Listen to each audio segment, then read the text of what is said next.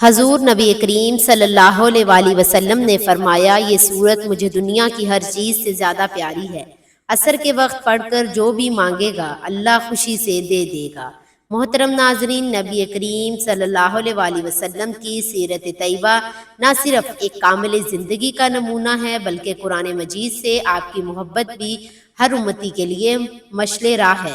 آپ صلی اللہ علیہ وآلہ وسلم نے قرآن کی ہر آیت کو نہایت توجہ، محبت اور ادراک سے پڑھا، سمجھا اور اپنی امت کو اس کی تعلیم دی۔ مگر کچھ صورتیں ایسی ہیں جن کے ساتھ آپ صلی اللہ علیہ وآلہ وسلم کو خصوصی تعلق، قلبی لگاؤ اور روحانی کشش ہے۔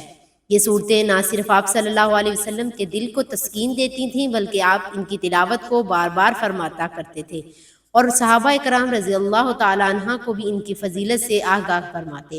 تو ہمارا آج کا وظیفہ بھی قرآن پاک کی ایک بہت ہی پیاری صورت پڑھنے کا وظیفہ ہے جو نبی کریم صلی اللہ علیہ وآلہ وسلم کو دنیا جہاں کی ہر چیز سے پیاری ہے، کہ جس کو نماز عصر کے بعد پڑھنے سے انسان کی تمام مشکلات، اس کی پریشانیاں اور اس کی تنگ دستی دور ہو جاتی ہے، اس کے گھر میں خوشحالی آتی ہے، اس کو ہر میدان میں فتح و کامیابی نصیب ہوتی ہے اور وہ رزق کی تنگی سے دور ہو جاتا ہے، کیونکہ اس سورت کی تلاوت کرنے سے اللہ تعالیٰ اس کو اتنا رزق دیتا ہے کہ اس کی نسل در نسل تک رزق کا سلسلہ شروع ہو جاتا ہے۔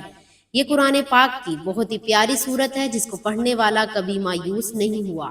اس کو اللہ تعالیٰ نے ہر وہ چیز خوشی سے عطا کی جس کی اس نے دل میں خواہش کی۔ انسان چونکہ ناشکرا ہے، اس کو جتنا بھی عطا کر دیا جائے اس کے اندر حرص اور لالچ اتنی ہی زیادہ جنم لیتی ہے۔ جب اس کو اللہ پاک کی طرف سے نعمتیں ملنے لگ جاتی ہیں تو اس کے دل میں خواہش پیدا ہوتی ہے کہ اللہ تعالیٰ مجھے مزید بھی نوازے، مجھے فلاں نعمت بھی عطا کرے اور مجھے فلاں نعمت بھی دے۔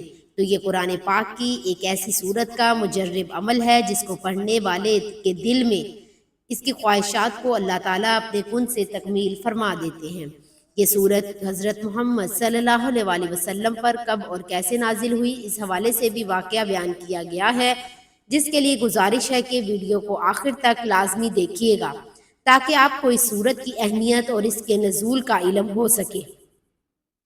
یہ سورت ایسی سورت ہے جس کے نام سے ہی ظاہر ہوتا ہے کہ انسان زندگی کے کسی میدان میں بھی ناکام نہیں رہے گا۔ اس کو ہر میدان میں، ہر کام میں، زندگی کا کوئی بھی مقصد ہو، اس میں کامیابی نصیب ہوگی۔ محترم ناظرین، اللہ تعالیٰ نے محمد صلی اللہ علیہ وآلہ وسلم کی مقدس ہستی کو تمام انسانوں کے لیے رحمت بنا کر بھیجا، بے شک اس میں کوئی شک نہیں۔ اس سورہ مبارکہ کی فضیلت میں موجود ہے، آپ اسے پڑھ کر دیکھ لیں۔ اللہ کے نبی صلی اللہ علیہ وسلم نے سورہ فتح کے بارے میں ارشاد فرمایا، اس سورت کی فضیلت کے لیے یہ حدیث کافی ہے۔ اس کا تعلق صلح حدیبیہ سے ہے جس کے بعد فتوحات اسلام کا دروازہ کھلا، اس لحاظ سے سورت کو ایک خاص تاریخی حیثیت حاصل ہے۔ حضرت انس رضی اللہ تعالیٰ عنہ کہتے ہیں کہ جب ہم صلح حدیبیہ سے واپس ہوئے تو ہم پر غم اور پریشانی کے آثار نمایاں تھے، کیونکہ کفار مکہ عمرے اور قربانیوں کے درمیان حائل ہو چکے تھے۔ تو ان حالات میں یہ سورت نازل ہوئی۔ رسول اللہ صلی اللہ علیہ وسلم نے اس سورت کو دنیا و مافیہ سے عزیز قرار فرما دیا، کیونکہ یہ سورت اسلام، تمام نعمت، اصحاب شجرہ سے اللہ تعالیٰ کی رضا اور ان کے بے شمار ایسے امور پر مشتمل ہے جو اہل اسلام کے لیے بشارت کا باعث ہے۔ پھر اللہ تعالیٰ نے اس میں رسول صلی اللہ علیہ وسلم کے اگلے پچھلے گناہوں کی معافی کا ذکر کیا ہے۔ سیدنا جامعہ بن جاریہ انصاری رضی اللہ تعالیٰ عنہ جو قاری قرآن تھے فرماتے ہیں، حدیبیہ سے ہم واپس آ رہے تھے، میں نے دیکھا کہ لوگ اونٹوں کو بھگانے جا رہے ہیں۔ پوچھا کیا بات ہے؟ معلوم ہوا کہ نبی کریم صلی اللہ علیہ وسلم پر کوئی وحی نازل ہوئی ہے۔ تو ہم لوگ بھی اپنے اونٹوں کو دوڑاتے ہوئے سب کے ساتھ پہنچے۔ آپ صلی اللہ علیہ وسلم اس وقت کرام النعیم میں تھے۔ جب سب جمع ہوئے تو آپ صلی اللہ علیہ وسلم نے یہ سورت تلاوت کر کے سنائی۔ ایک صحابی نے کہا، یا رسول اللہ صلی اللہ علیہ وسلم، کیا یہ فتح ہے؟ آپ نے فرمایا، ہاں، قسم اس کی جس کے ہاتھ میں محمد صلی اللہ علیہ وسلم کی جان ہے، یہ فتح ہے۔ خیبر کی تقسیم صرف انہی پر کی گئی جو حدیبیہ میں موجود تھے۔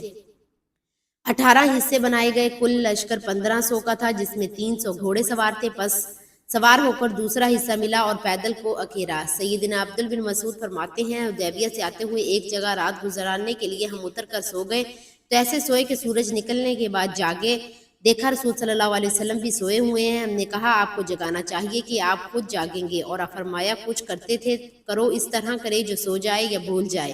اس سفر میں نبی کریم صلی اللہ علیہ وسلم کی اونٹنی کہیں گم ہو گئی. ہم ڈھونڈنے نکلے تو دیکھا کہ ایک درخت میں نکیل اٹک گئی ہے اور وہ رک کے کھڑی ہے. اسے کھول کر نبی کریم صلی اللہ علیہ وسلم کے پاس لائے. آپ سوار ہوئے اور ہم نے کوچ کیا. ناگہاں رستے میں ہی آپ پر وحی آنے لگی. وحی کے وقت آپ پر دشواری ہوئی. جب وحی ہٹ گئی تو آپ نے فرمایا کہ آپ پر سورہ اِنَّا فَتَحْنَا لَكَ فَتْحًا مُبِينًا اتری ہے. نبی کریم صلی اللہ علیہ وسلم نے نوافل تہجد وغیرہ میں اس قدر وقت لگائے کہ پیروں پر ورم چڑھ جاتا. تو آپ صلی اللہ علیہ وسلم نے کہا کیا اللہ تعالیٰ نے آپ کے اگلے پچھلے گناہ معاف فرمائے؟ آپ صلی اللہ علیہ وسلم نے جواب دیا کیا پھر میں اللہ کا شکر گزار غلام نہ بنوں؟ اور روایت میں ہے کہ یہ پوچھنے والے ام المومنین سیدہ عائشہ رضی اللہ تعالیٰ عنہا تھیں.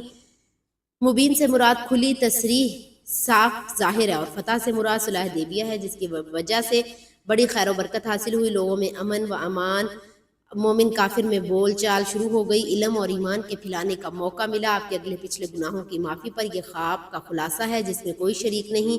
ہاں بعض اعمال کے ثواب میں یہ الفاظ اوروں کے لیے بھی آئے ہیں. اس میں نبی کریم صلی اللہ علیہ وسلم کی بہت بڑی شرافت و عظمت ہے.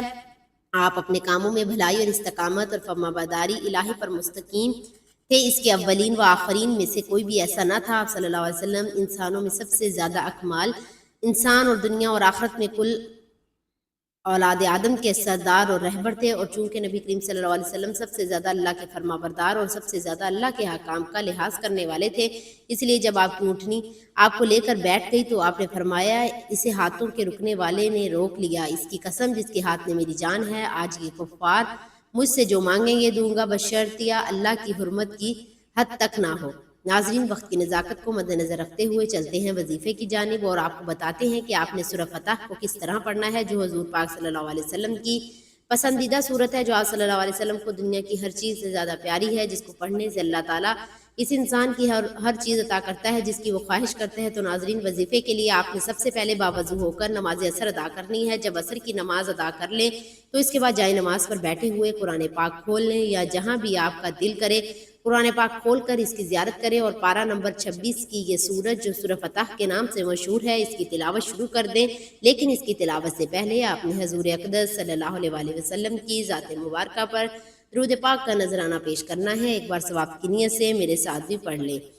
اللہم صلی علی محمد وعلی آل محمد کما صلیت علی ابراہیم وعلی آل ابراہیم انک حمید مجید. اللہم بارک علی محمد وعلی آل محمد کما بارکت علی ابراہیم وعلی آل ابراہیم انک حمید مجید. ناظرین، درود پاک پڑھنے کے بعد آپ نے اس سورہ کو صرف ایک بار پڑھنا ہے. آپ کا زیادہ وقت نہیں لگے گا، لیکن آپ کا اتنا سا وقت لگے گا، اب وقت بھی آپ کی نسلوں تک کے لیے آسانیاں پیدا کر دے گا. بزرگ و عاملین مشکلات سے اس صورت کو جو عصر کی نماز کے بعد 3 بار پڑھے گا، اللہ تعالیٰ اس کی کامیابیوں سے ہمکنارہ کرے گا. جس کام میں ہاتھ ڈالے گا اسے کامیابی ملے گی. اللہ اس کا بند رزق کھول دے گا اور نسل در نسل اس کو رزق ملتا رہے گا. یہ میرے پیارے نبی صلی اللہ علیہ وسلم کی پسندیدہ صورت ہے. یہ صورت دراصل نبی کریم صلی اللہ علیہ وسلم کے قلب مبارک کی ترجمانی کرتی ہے. آپ نے جس چیز کو اپنایا وہ دراصل امت کے لیے خیر و برکت اور رشد و ہدایت کا ذریعہ ہے. بس جس نے صورت کو اپنایا اس نے نبی کی سنت کو تھاما، اور نبی کی سنت کو تھامنے والا کبھی گمراہ نہیں ہوتا. جو بھی اس صورت کی تلاوت کرے گا، اللہ تعالیٰ اس بندے کے لیے دونوں جہاں کے بند خزانوں کے منہ کھول دے گا. اس سے لوگوں کے ہر دل میں عزیز بنا دے گا. ہر کوئی اس کی عزت کرے گا، اسے پیار کرے گا، اور اللہ تعالیٰ اس کے گھروں میں بھی محتاجی کو، رزق کی تنگی کو ختم کر دے گا. انشاءاللہ آپ یہ صورت کی تلاوت لازمی کریں، خاص طور پر نماز عصر کے بعد. انشاءاللہ غیب سے رزق ملے گا اور ذہن میں جو بھی مقصد ہوگا پورا ہوگا. ہر نیک اور جائز حاجت پوری ہو جائے گی. اللہ تعالیٰ سے دعا ہے کہ ہماری تمام پریشانیاں، مشکلات کو دور کر کے ہمارے لیے آسانیاں پیدا فرمائے. آمین. دعا ہے کہ اللہ تعالیٰ میرا سننا اور آپ کا سننا اپنی پاک بارگاہ الہی میں قبول و منظور فرمائے. ناظرین، گزارش ہے کہ اللہ تعالیٰ کے 99 ناموں میں سے کوئی ایک نام لکھ کر کمنٹس میں ضرور شیئر کریں. اللہ تعالیٰ ہم سب کا حامی و ناصر ہو. آمین. جزاک اللہ خیر.